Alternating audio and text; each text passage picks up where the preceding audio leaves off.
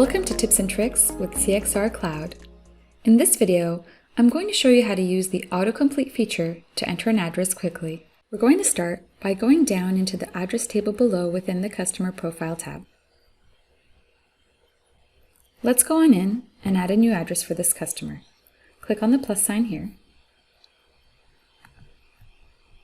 And this time, instead of filling out each individual field, let's choose an address type from the drop-down menu here. Then simply type in or select a country from the drop-down menu over here.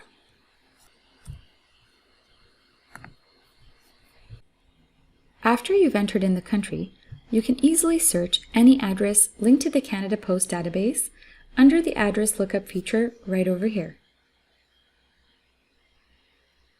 Type in at least 8 characters of your customer's address. For instance, 4221 Dunbar Street. And there you have the full address listed below. You may even have several options to choose from. Click the one that applies. And notice the remaining fields have self-populated for you. So this saves you the time of filling them out one by one. Click Save.